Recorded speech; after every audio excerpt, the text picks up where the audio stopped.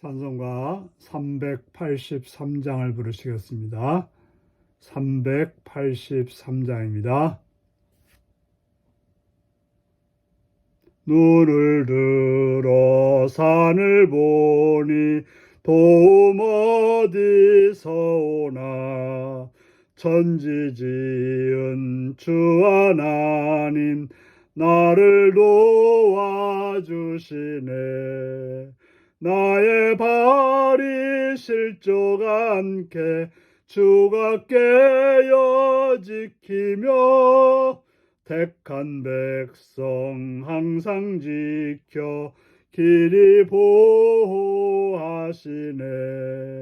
도우시는 하나님이 내게 그늘 되시니 낮의 해와 밤의 달이 너를 상치 않겠네.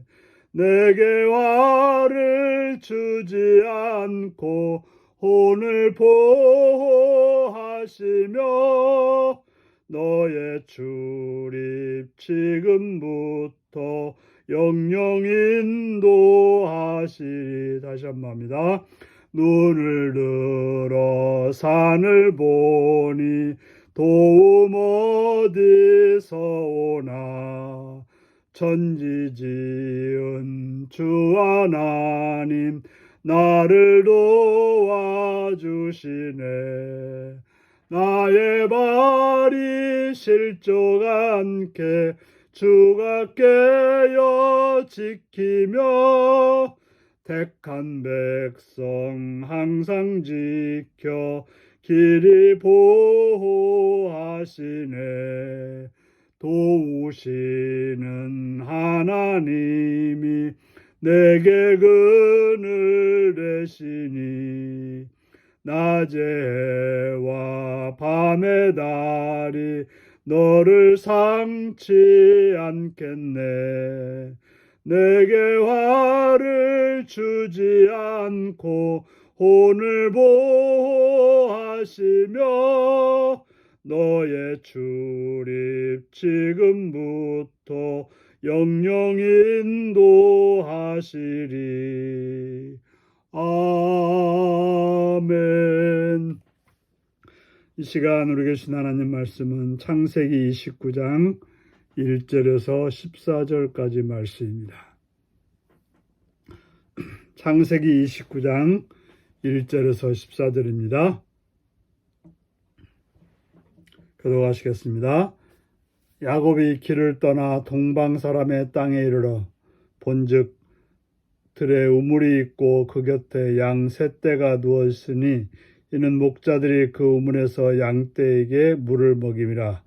큰 돌로 우물 아귀를 덮었다가 모든 떼가 모이면 그들이 우물 아귀에서 돌을 옮기고 그 양떼에게 물을 먹이고는 우물 아귀를 그 자리에 다시 그 돌을 덮더라. 야곱이 그들에게 이르되 내 형제여 어디서 왔느냐. 그들이 이르되 하란에서 왔노라. 야곱이 그들에게 이르되 너희가 나홀의 손자 라반을 아느냐. 그들이 이르되 아노라. 야곱이 그들에게 이르되 그가 평안하냐. 이르되 평안하니라. 그의 딸 라헬이 지금 양을 몰고 오노니라. 야곱이 이르되 해가 아직 높은즉 가축 모일 때가 아니니 양에게 물을 먹이고 가서 풀을 뜯게 하라. 그들이 이르되 우리가 그리하지 못하겠노라. 때가 다 모이고 목자들이 우물 아귀에서 돌을 옮겨야 우리가 양에게 물을 먹이느니라. 야곱이 그들과 말하는 동안에 라헬이 그의 아버지 양과 함께 오니 그가 그의 양들을 치고 있었기 때문이더라. 야곱이 그의 외삼촌 라반의 딸 라헬과 그의 외삼촌의 양을 보고 나아가 우물 아귀에서 돌을 옮기고 외삼촌 라반의 양떼에게 물을 먹이고 그가 라헬에게 입맞추고 소리내 울며 그에게 자기가 그의 아버지의 생질이요 리브가의 아들됨을 말하였더니 라헬이 달려가서 그 아버지에게 알림해 라반이 그의 생질 야곱의 소식을 듣고 달려와서 그를 영접하여 안고 입맞추며 자기 집으로 인도하여 드리니 야곱이 자기의 모든 일을 라반에게 말하매 라반이 이르되 너는 참으로 내 혈육이로다 하였더라. 야곱이 한 달을 그와 함께 거주하더니. 아멘. 오늘은 섭리 안에서 만남 야곱이 받은 짧은 위로라는 제목으로 말씀을 나누겠습니다. 야곱은 가나안 땅 베델을 떠나서 동방 사람의 땅에 이르렀습니다. 며칠이 걸렸는지 알 수 없습니다. 아마도 몇 달이 걸렸을 수도 있죠. 그런데 우물이 있고 그 곁에 양 세 떼가 누워 있었습니다. 참으로 그 광야 같은 곳에서 양떼를 만나고 사람을 만난다고 하는 것은 쉬운 일이 아닌데 그렇게 만나게 되었던 것입니다. 그런데 그 우물은 큰 돌로 우물아귀를 덮었다고 말합니다. 우물이 열려 있으면 우리처럼 무슨 우물을 높게 담으로 싼 것이 아니라 그냥 바닥에 있었기 때문에 열려 있으면 양이 빠진다든지 오물이 들어가면 안 되기 때문에 덮었다고 합니다. 그래서 이제 야곱이 그들에게 묻습니다. 내 형제 어디서 왔느냐라고 하니까 하란에서 왔다고 하는 거죠. 그래서 야곱은 그들에게 나홀의 손자 라반을 아느냐. 그들이 안다고 하니까 그러면 평안하냐. 물으니까 평안하다고 하고 그의 딸 라헬이 양을 몰고 온다라고 말했던 것입니다. 참으로 그 넓은 곳에서 라헬을 만난다고 하는 것. 그가 찾고 있던 라반의 딸을 만난다고 하는 것. 어떻게 보면 놀라운 우연이지만 그러나 하나님의 놀라운 섭리 안에서 이루어진 것이라는 사실입니다. 하나님께서 인도해 주었기 때문에 거기서 만날 수 있었던 거죠.